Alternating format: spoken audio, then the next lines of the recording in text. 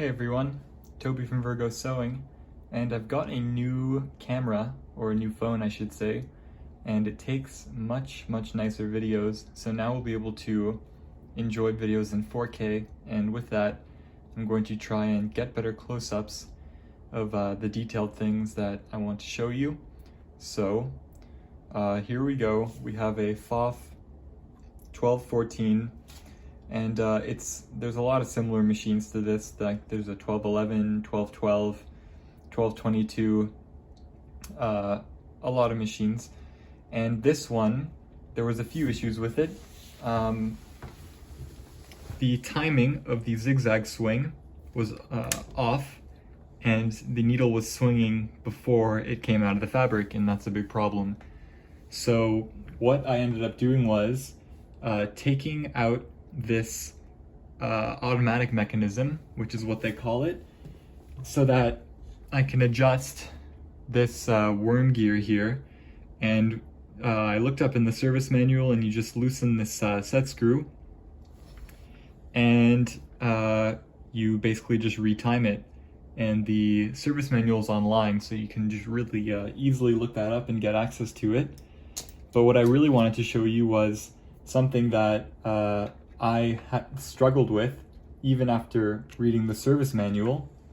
So I wanted to share, now that I finally figured it out, how I do that. So here we have the automatic mechanism, and the service manual would tell us that we have to have it on the blind stitch setting and have the pattern regulator on 10. But what we really need to do first is get this feeler lever in the upright position, otherwise you won't be able to connect it properly.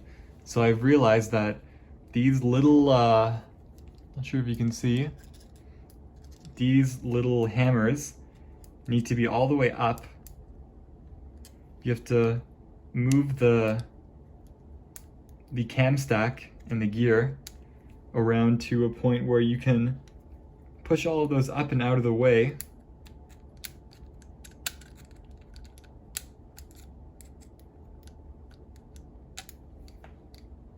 And once you do that, your feeler lever will be able to come to the upright position.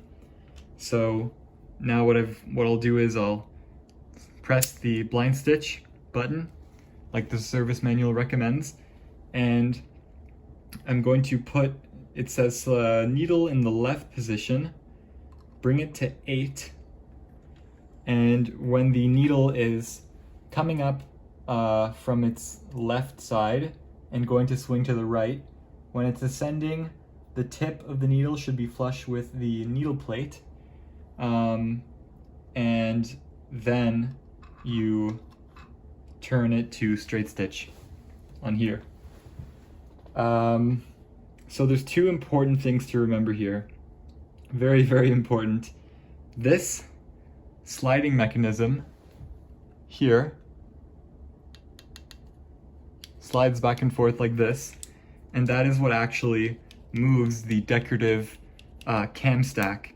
And without that, you will not be able to use your decorative stitches, and that was another problem that this machine came with.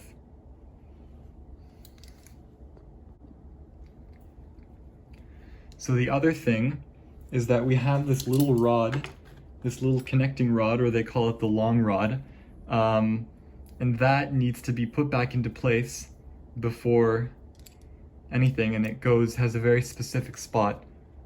I'll show you on the machine actually. So once this is inserted into the automatic mechanism, when we're putting the whole thing in, it has to fit in this slot right here, and I'll zoom in. Has to fit right in there. So remember that, and make a visual marking that that's where that has to fit in. So the three main things are, while we're putting this automatic mechanism in, is connecting this rod back where it came from, this little pin slots in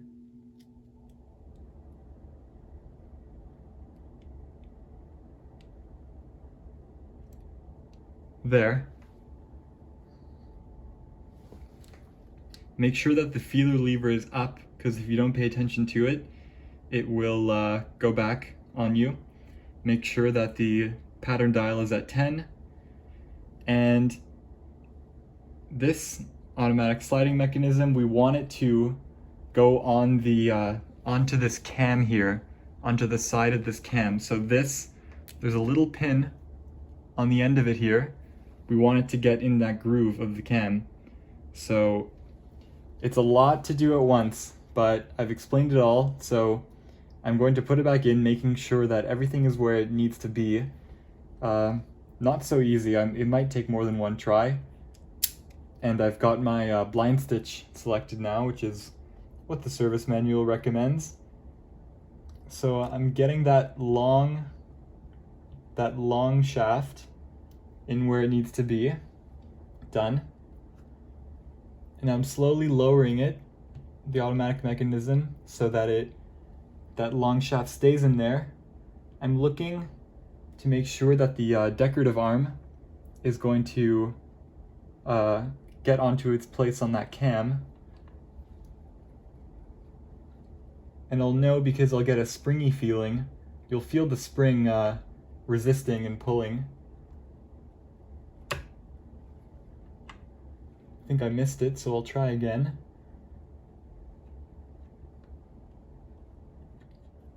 Okay.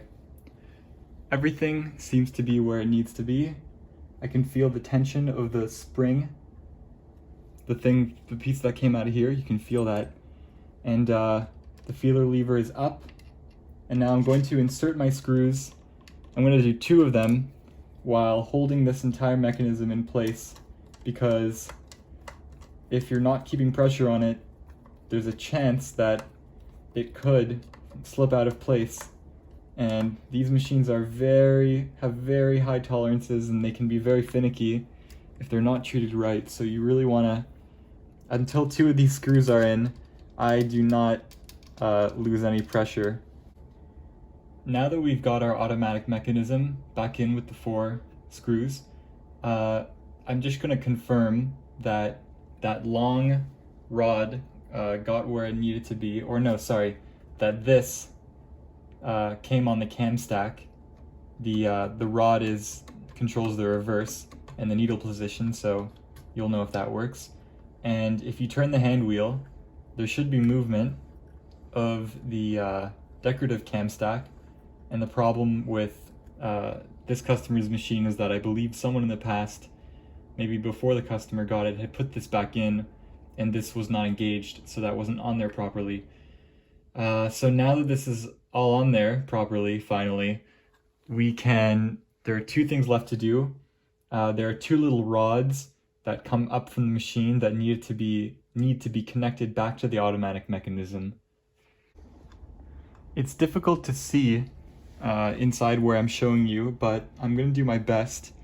And if you go look at the service manual, there's also a diagram, which for this part is actually helpful, unlike the previous parts where I had to do a little bit of trial and error.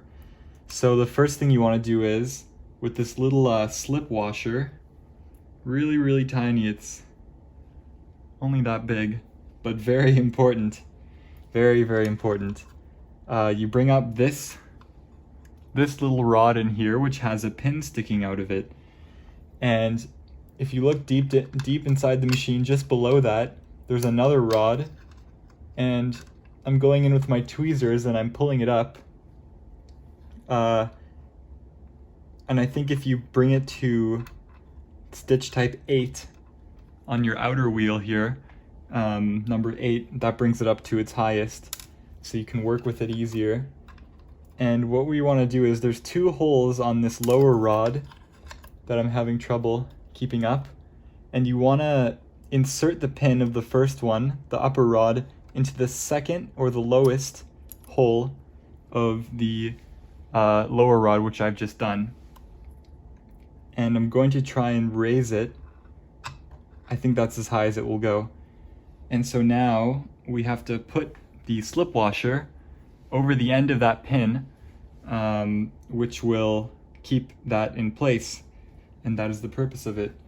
So this can get a little bit tricky, but I've had to do it a few times now, so I've gotten pretty good.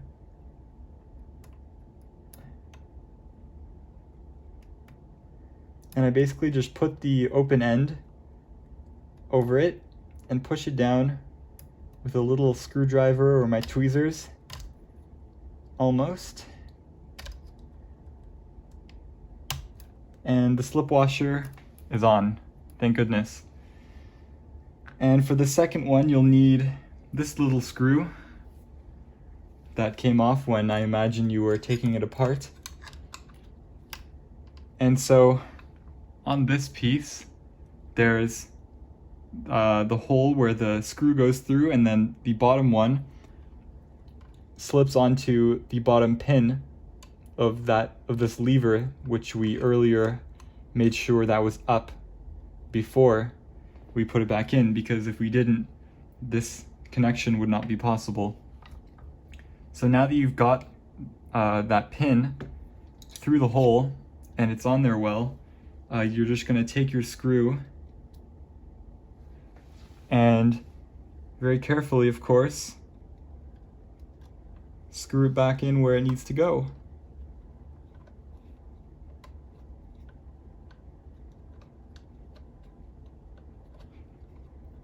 Nothing is easy with these European machines, I must say, compared to a Singer, but when they work properly, all those tiny little moving parts make for great stitching. So,